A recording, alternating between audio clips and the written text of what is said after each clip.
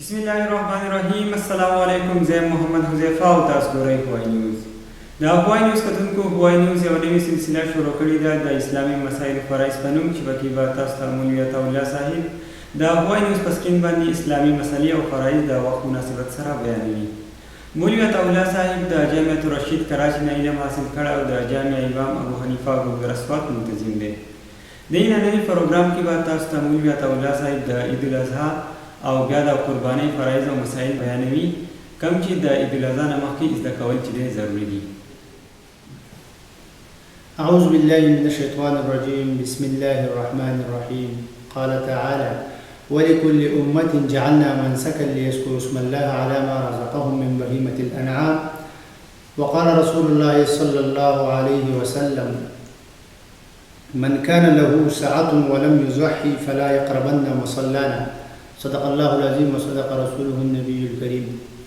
اما بعد، د ټول نه اول زه د هوای نیوز خصوصي شکریه ادا کوم او د هغې نه پس د خپلو استادانو په اجازت سره تاسو ته مخاطب یم چې د پښتو په اسانه ژبه کې د قربانۍ متعلق یو څو مسلې زه تاسو ته نن په دې مجلس کې بیانول غواړم.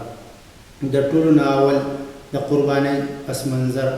قرباني په ټولو امتونو کې د آدم علیه السلام نه د جناب محمد رسول الله صلی الله علیه وسلم پورې په مختلفو دورونو کې په مختلفو طریقو سره روانه.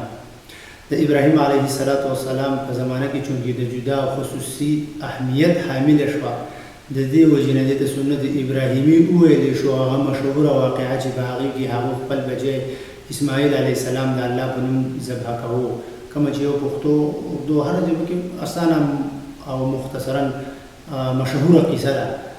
د دې نه پس د قربانۍ متعلق اهمې مسلې یو څو ذکر کوم. د ټولو نه اول د قربانۍ حکم، د دویم نمبر د قربانۍ وخت، په دریم نمبر په چا کول لازم دي، په څلورم نمبر د دې لپاره نصاب وغیره، او په اخره کې د دې یو څو نورې مختصر مسلې. نو د ټولو نه اول حکم د قربانۍ زده کول پکار دي. حکم د قربانۍ دا دی چې قرباني واجبه ده.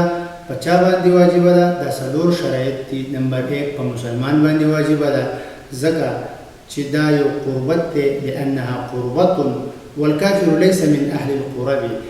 او کافر الله پاک ته د قربت حاصلولو او د نزدېکت اهل نه دی. په دویم نمبر باندې دا قرباني واجبه ده په آزاد سړي باندې، په غلام باندې نشته. لأن العبد لا يملك، ځکه چې عبد خپله د خپل ځان مالک نه دی، قرباني به څه مالک شي. په دریم نمبر باندې دا په صاحب نصاب باندې واجبه ده، او ځکه چې په حدیث کې راغلي دي من کان له ساعتون.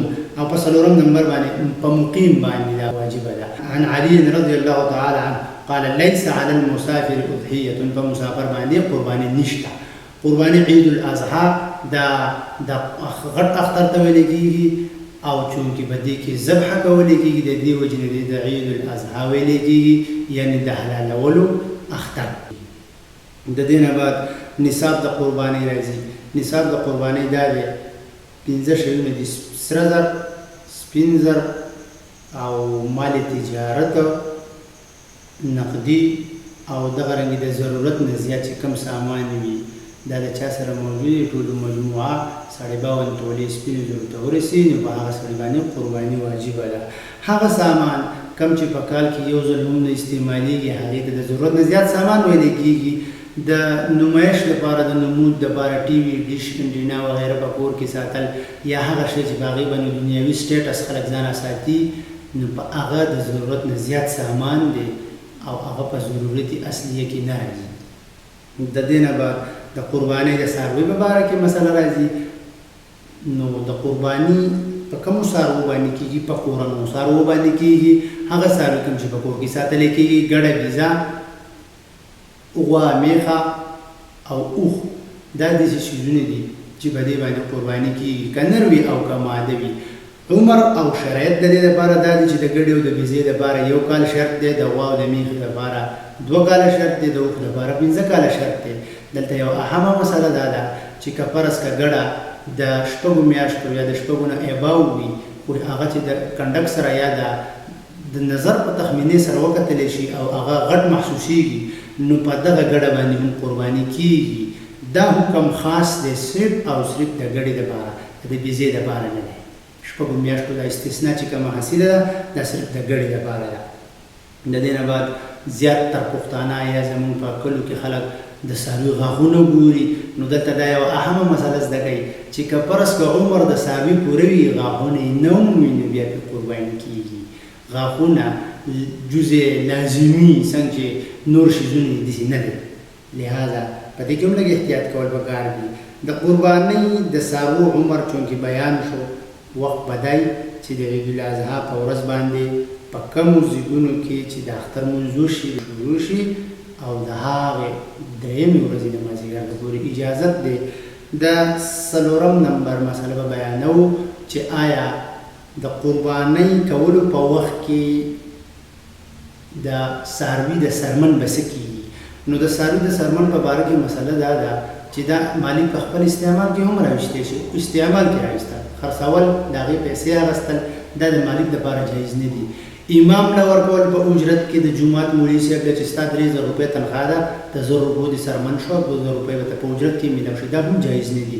دغه رنګې قصاب له ورکول د قربانۍ د څاروي که مثال پړی دی وړاندې دی دا هم صدقه کول یا دغه رنګې د هغې د څرمن دا هم صدقه کول لازم دي. دا خرڅول یا چاته په اجرت کې ورکول د دې جایز دي. د ذبحه کولو په وخت کې دلته دا یوه خبره زده کوي چې عام طور ذبیحه چونکې په مسلمان باندې ده نو په بسم الله ویلو سره هم څاروی حلالېږي. ټیک شوه. البته که یو سړی بسم الله الله اکبر ووایي دا هم سنت طریقه ده په دې باندې افضلیت او فوقیت دی. دغه رنګې که یو سړی دی مسلمان دی لا اله الا الله بسم الله الله اکبر وغیره دا ټول ته هیر شو څاروی زورور وو او دوی بس را پرځولې او زر زر حلال او بس حلال بسم الله اعوذ بالله هر شي ته شو. نو چونکې مسلمان دی په زړه کې کلمه ده لہذا د صرف په ذبیحه باندې چورکۍ راښودلو سره نیت د غیر الله نشته لہذا دا قرباني هم صحیح کېږي. د دې نه بعد که چېرته غټ څاروی وي نو په غټ څاروي کې 7 کسان شریکېدی شي. غټ څاروی ما تاسو ته وایي غوا میخې ته وایي اوښ ته وایي او دغه رنګې ګډه بزه کې ګورئ 7 کسان نشي شریکېدی دغه د یو تن نه کافي کېږي. نو 7 کسان شریکان زیاتو نه زیات کېدی شي. که د 7 نه کم شي 5 شي 4 شي 3 شي 2 شي دا هم ټیک دي. په کور کې که هر یو سړی جدا جدا صاحب النصاب وي نو په هر یو سړي باندې جدا جدا یو حصه قرباني کول واجب دي. د دې نه بعد څاروی چې حلال شي بعضې شیزونه داسې دي چې هغه په حلال څاروي کې مکروه دي د هغې استعمال نه دی کول پکار د هغې خوراک جایز نه دی. لکه مثال په طور باندې حلال څاروی دی او په هغې کې د نر او د ماده څاروي شرمګاه چې دی دا مکروه دی.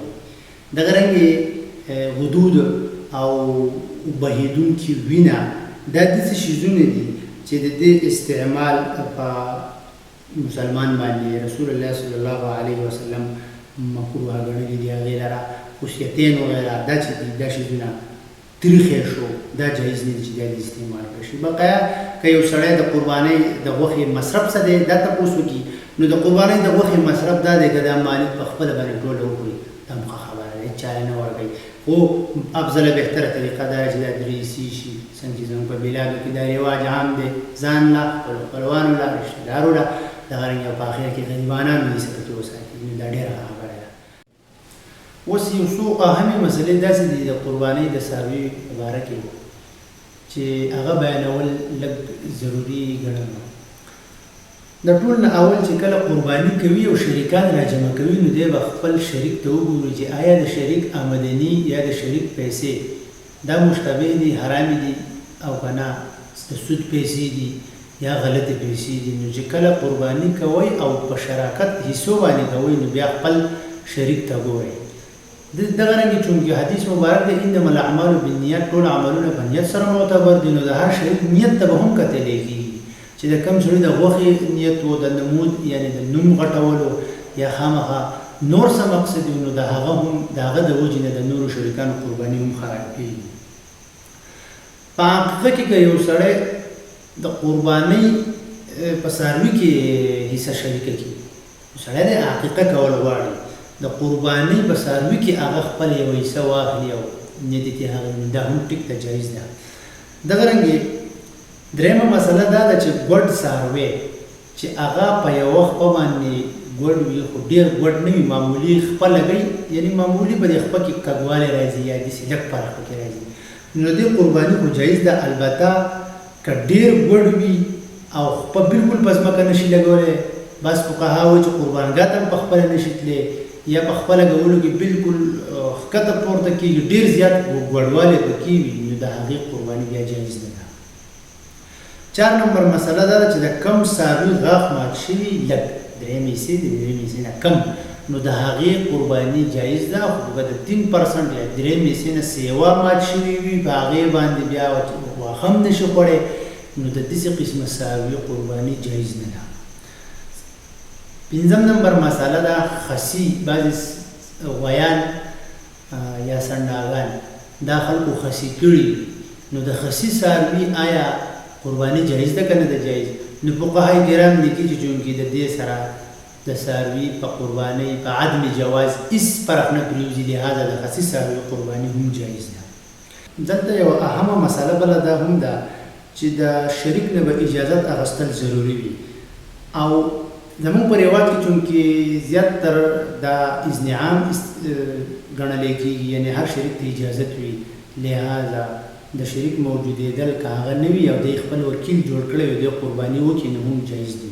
دغه رنګې د ړوند څاروي قرباني جایز نه ده. کم څاروي چې ړوند وي هغه دغه قرباني جایز نه ده، خو که نظر یې د 3 حصې په مقدار باندې یا د 3 حصې نه کم وي نو بیا د هغه یعنې د 3 حصې نه په کمه باندې هغه نظر کم وي بیا قرباني جایز ده.